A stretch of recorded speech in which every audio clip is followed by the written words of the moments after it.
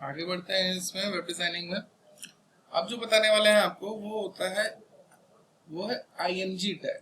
Use करते हैं इसको अपने डॉक्यूमेंट में, अपना जो भी हम पेज बना रहे हैं उस पे इमेज लगाने के लिए। हमारे पास वही पुरानी स्क्रिप्ट रखी हुई है, थोड़ा सा चेंज इसमें करते हैं।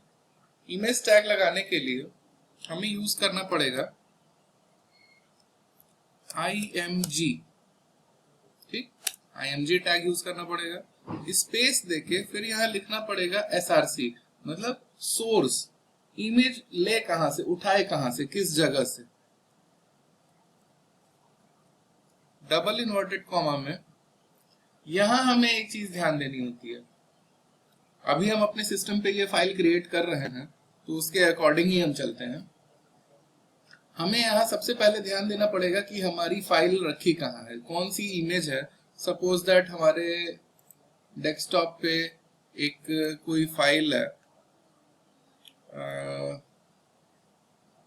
सपोज दैट यही एक इमेज है।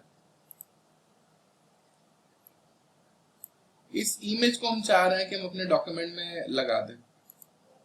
ठीक, यहाँ पे रखा हुआ है, नाम है इसका nailit.jpeg। हम चाह रहे हैं कि ये जो इमेज है ये हमारे पास यहाँ पे डिस्प्ले हो। दो बातों का हमें बहुत ज्यादा ध्यान देना पड़ेगा।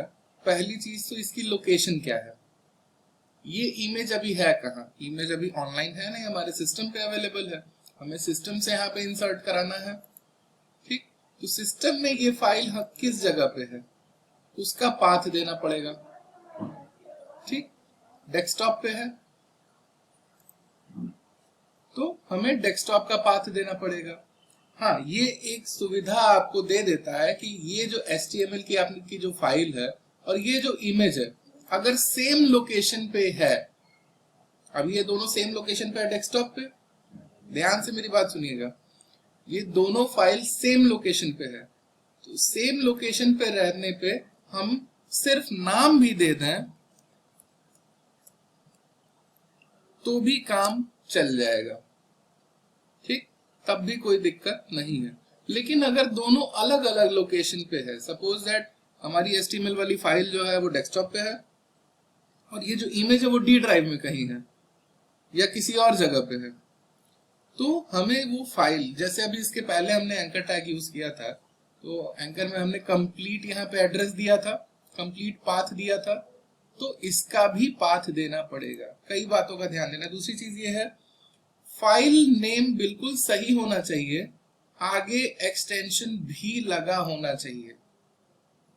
ठीक, कई बार फाइल नेम लोग दे देते हैं, एक्सटेंशन नहीं देते, एक्सटेंशन भी मस्ट है।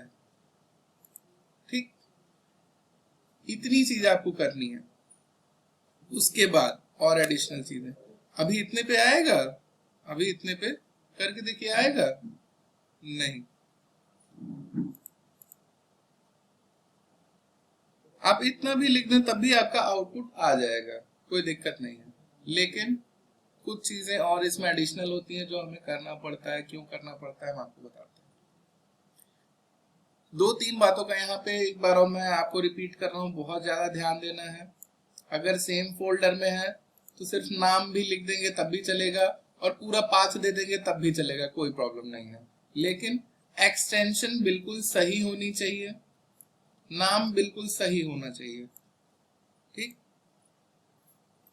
एक इसमें हम एडिशनल और लगाते हैं, ये देखिए हमारा आउटपुट यहाँ पे आ चुका है, लेकिन फिर भी इसमें एक हम लगाते हैं ALT। ALT के दो काम है। ALT का मतलब है अल्टरनेटिव। ये करता क्या है, इसके अंदर मान लीजिए हम अगर कोई टेक्स्ट लिख देते हैं, ठीक, करके देखते हैं क्या होता है। इसके अंदर अगर हम कोई टेक्स्ट रखते हैं तो होता क्या है कि इन केस मान लीजिए कोई एरर आई, वैसे तो व्हाइट स्क्रीन पे व्हाइट इमेज, व्हाइट बैकग्राउंड की इमेज पता नहीं चलेगी। मान लीजिए कोई एरर, जैसे यहाँ पे हमने एक्सटेंशन थोड़ी सी गलत कर दिया, ठीक, उसकी जगह क्या लिख के आ रहा है, मतलब इमेज नहीं लोड हुआ तो उसके अल्टरनेट पे यहाँ पे जो मैंने यहाँ पे लिखा था जो टेक्स्ट वो यहाँ पे लिख के आ रहा है। ठीक,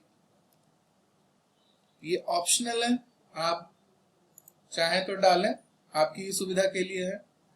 अगली चीज जो सबसे इंपॉर्टेंट है, कोई भी इमेज हम डालते हैं तो उसकी साइज बहुत मैटर करती है। बाय डिफॉल्ट जो साइज है वो तो अपने आप बाय डिफॉल्ट यहाँ पे लोड हो जाएगी। हम यहाँ पे अपने हिसाब से अगर कोई साइज देना चाहे तो बहुत ज्यादा आसान है, सिंपली हाइट और विड्थ में देंगे। हाइट इक्वल टू कोई एक यूनिट मान लीजिए हम दे देते हैं 60 दे देते हैं, लेकिन इन्वर्टेड कॉमा में। ठीक, हाइट दिया तो विड्थ भी देना पड़ेगा। सिंपली स्पेस दे दीजिए, लिख दीजिए विड्थ बराबर, फिर इन्वर्टेड कॉमा में। चौड़ाई ज्यादा रखनी है, इसको 90 कर देते हैं। अब इसको सेव करते हैं, देखते हैं क्या होता है। बहुत छोटा हो गया, इसके अकॉर्डिंग थोड़ा बड़ा कर दीजिए। हाइट कर देते हैं मान लीजिए 150, विड्थ कर देते हैं 210। बड़ा हुआ तो इसको हम एडजस्ट कर करके और अपनी इमेज की साइज हम यहाँ पे एडजस्ट करा देते हैं। ठीक, आसान है काफी। ठीक, इसको लगाना बहुत आसान है इमेज को। अब एक चीज और देख लेते हैं, इमेज यहां ना होके कहीं किसी और जगह है। इसी इमेज को लीजिए, हम एक काम करते हैं, किसी और लोकेशन पे कर देते हैं।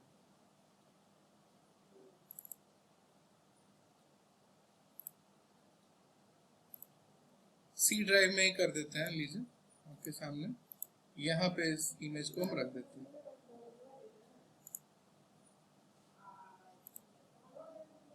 ठीक, क्या फंक्शन करेगा ये? नहीं, अब नहीं करेगा, क्योंकि सेम लोकेशन पे नहीं है। और हमने यहाँ पे क्या दिया हुआ था, सिंपली बस नाम दिया है। तो ये क्या कर रहा है, सेम लोकेशन पे इस नाम की फाइल ढूंढ रहा है, उसको नहीं मिल रही। क्या करें, इस फाइल की लोकेशन पे जाते हैं,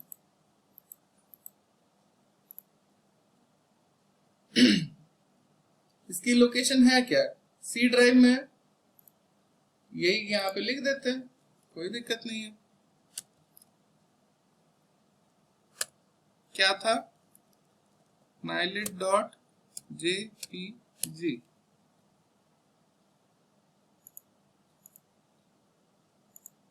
आगे वापस, बहुत सिंपल है। ये पाथ हमें यहाँ पे देना पड़ेगा, पाथ के साथ फाइल का नाम और एक्सटेंशन कंपलसरी है। ठीक, फिर रिपीट करते हैं, सेम लोकेशन पे है तब बस नाम दे दीजिए, एक्सटेंशन दे दीजिए, काफी है। लेकिन अगर लोकेशन अलग अलग है, दो फाइलें अलग अलग लोकेशन पे हैं स्थित, उस कंडीशन में हमें पूरा पाथ यहाँ पे देना पड़ेगा। पाथ वहां से जब आप कॉपी करते हैं प्रॉपर्टीज से, तो वो पूरा पाथ नहीं आता, बस उसकी लोकेशन आती है, फाइल नेम उसमें इंक्लूड नहीं होता, हमें फाइल नेम लिखना ही पड़ता है। क्लियर है? इतना ही, आगे देखते हैं।